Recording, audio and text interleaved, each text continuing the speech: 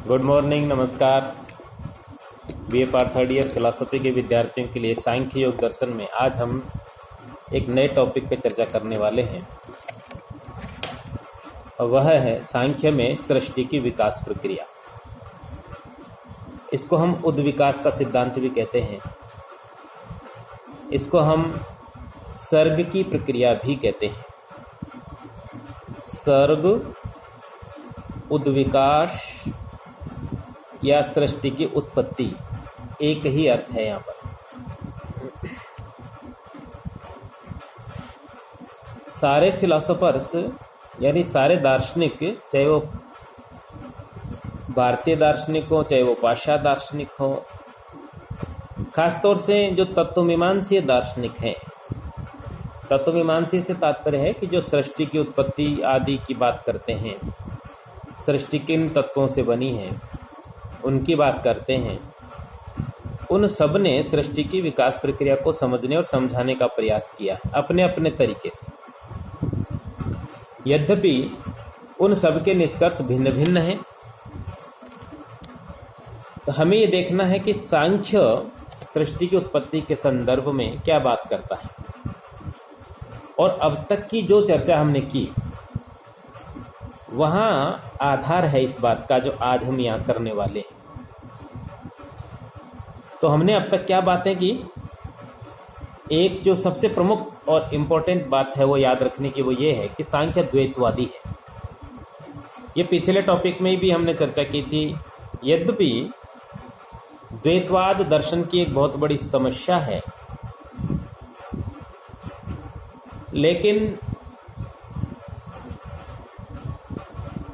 दार्शनिक या तो अद्वैतवादी होगा या द्वैतवादी होगा या अनेक तत्ववादी या बहुलवादी होगा। तीनों में से कोई एक अवधारणा होगी। तीनों की अपनी अपनी कुछ समस्याएं हैं, और गहन चिंतन और विस्तृत अध्ययन के बाद उनके कई समाधान निकलते हैं, कई और समस्याएं नई पैदा होती हैं। तो सांख्य मूलतः द्वैतवादी है और दो मूल तत्व स्वीकार करता है, एक है प्रकृति और एक पुरुष। तो ये याद रखने की आवश्यकता है कि सांख्य ईश्वर जैसी चीज को स्वीकार नहीं करता, और इन्हीं दो मूल तत्वों से सृष्टि की उत्पत्ति होती है। तो किस प्रकार से होती है ये हम सांख्य दर्शन में देखने और समझने का प्रयास करेंगे। हाँ, बार बार हम सांख्य को द्वैतवादी कह रहे हैं, लेकिन यदि हम सांख्य ग्रंथों को पढ़ें तो एक चीज वहां निकल कर आती है कि सांख्य दर्शन कुल 25 तत्व स्वीकार करता है। उन 25 तत्वों में दो मूल तत्व हैं, एक है प्रकृति और एक है पुरुष, और शेष 23 तत्व उत्पन्न होते हैं। तो इसका अर्थ ये नहीं है कि कुल 25 तत्व ही सृष्टि में हैं, यानी इस सृष्टि में इन 25 तत्वों के अतिरिक्त और कुछ भी नहीं है। इसका अर्थ बल्कि ये है कि दो मूल हैं और उनसे उत्पन्न होने वाले अन्य और 23 तत्व भी मूल हैं,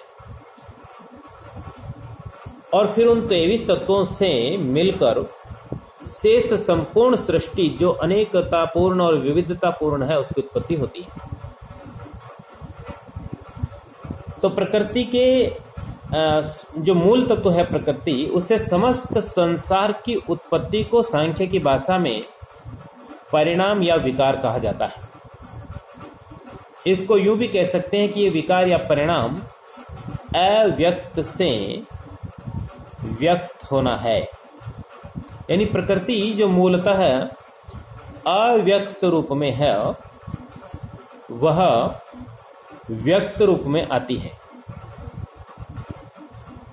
और इसी नाते सांख्य के सिद्धांत को विकासवाद या प्रकृति परिणामवाद भी कहते हैं। सांख्य के द्वारा स्वीकृत 25 जो तत्व हैं उनमें दो मूल तत्व हो गए, एक है प्रकृति और एक पुरुष। और पिछली जो वीडियोस हमने बनाई है, पिछली क्लासेज जो हमने ली हैं, उनमें हमने प्रकृति और पुरुष के स्वरूप पर विस्तार से बात की है। तो इन 25 तत्वों में एक है मूल प्रकृति और एक पुरुष, और जो शेष 23 तत्व हैं वो भी विकार कहलाते हैं। विकृति, विकार और विकृति से यहाँ अर्थ है उत्पन्न होने वाले। जो मूल कारण है वो है प्रकृति, और उत्पत्ति वाले जो तत्व है वो है विकृति। कौन से हैं वो 23 तत्व? एक है महत, महत, एक है अहंकार, फिर है मन, 5 ज्ञानेंद्रियां, 5 कर्मेंद्रियां, 5 तन्मात्राएं और 5 महाभूत। तो देखिए ये 5 करके 20 तो यही हो गए। 5 ज्ञानेंद्रियां, 5 कर्मेंद्रियां, 5 तन्मात्राएं और 5 महाभूत।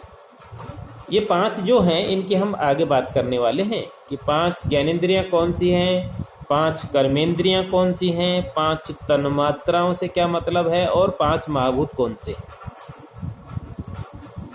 फिलहाल कि ये जो 23 तत्व हैं इन सबको सांख्य में विकृति या व्यक्त कहा जाता है, और इनकी उत्पत्ति प्रकृति से ही होती है, और जिस क्रम में होती है उसी क्रम को सृष्टि क्रम कहा जाता है।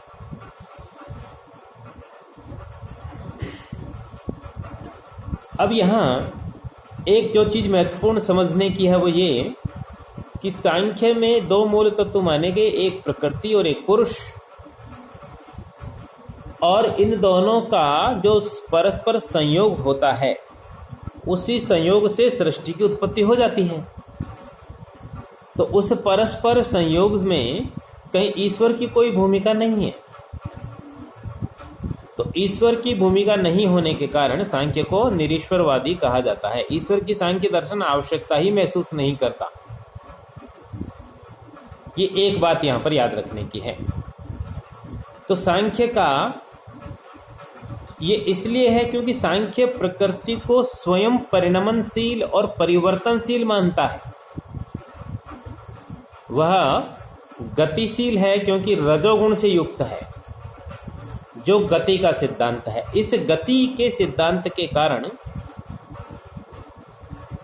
प्रकृति स्वयं परिणमनशील है, यानी प्रकृति सृष्टि को उत्पन्न करने में सक्षम है। इसी रजगुण के कारण प्रकृति में गतिशीलता है, और इसी गतिशीलता के कारण प्रकृति विकास करने में सक्षम है।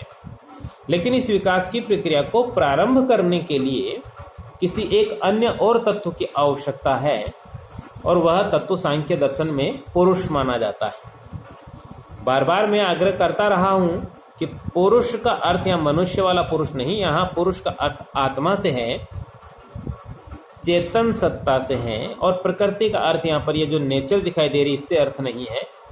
प्रकृति से यहाँ तात्पर्य है एक जड़ तत्व जो मूल है, जो सत्व रज तम 3 तत्वों की साम्यावस्था है। सत्व रज तम, ये जो 3 तत्व हैं सत्व रज तम, ये विलक्षण योग्यताओं से युक्त है, विलक्षण शक्तियों से युक्त है, और संपूर्ण सृष्टि को उत्पन्न करने में पर्याप्त रूप से सक्षम है। यदि कोई विद्यार्थी रुचि रखने वाला हो और विस्तार से जानना समझना चाहे तो वैज्ञानिक दृष्टि से ये स्पष्ट हो जाएगा कि सृष्टि की उत्पत्ति के लिए इसी प्रकार के तत्वों की आवश्यकता है जो सांख्य ने माने हैं।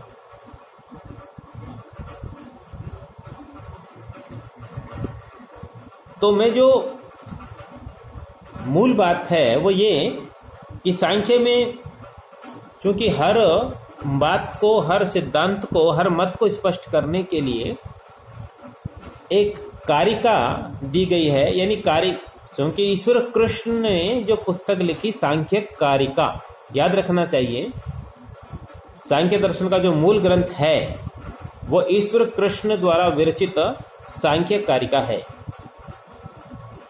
तो उस सांख्य कारिका में कारिकाओं के माध्यम से अपना मत स्पष्ट किया गया है। तो सृष्टि की जो विकास प्रक्रिया है उसको समझाने के लिए भी सांख्य में कारिका दी गई है। यद्यपि कारिका संस्कृत में है, थोड़ा सा कठिन भी है। बतौर उदाहरण जैसे ये उक्त संदर्भ में दी गई कारिका है, प्रकृतेर महास्ततो अहंकार इस्तमाद गणश्च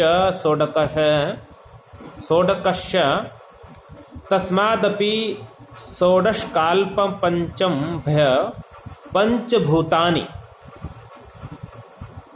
अर्थात मूल प्रकृति से महतत्व की उत्पत्ति होती है। महतत्व, ये महत मैंने ऊपर भी बोला अभी।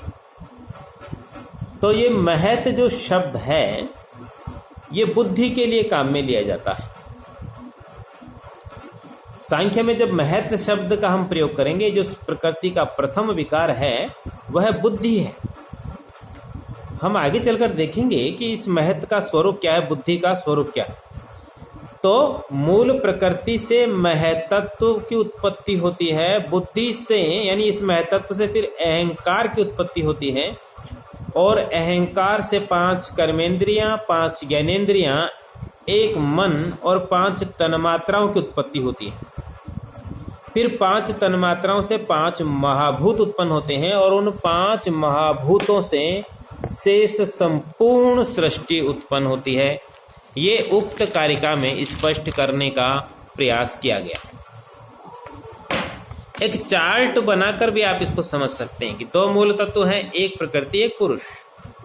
दोनों के सानिध्य से फिर एक तत्व उत्पन्न हुआ महत। 2 हो गए, इन दोनों का कोई संयोग हुआ तो महत की उत्पत्ति हुई, बुद्धि जिसे अपन कह रहे हैं। फिर उससे एक और तत्व उत्पन्न हुआ, उसे अहंकार कहते हैं। फिर उस अहंकार के त्रिविध रूप हैं, सात्विक अहंकार, राजसी अहंकार और तामस अहंकार। ये 3 रूप हो गए, सात्विक अहंकार, राजसी अहंकार और तामस अहंकार। फिर जो सात्विक अहंकार है उससे 11 तत्व उत्पन्न होते हैं, 1 मन, 5 ज्ञानेंद्रियां और 5 कर्मेंद्रियां।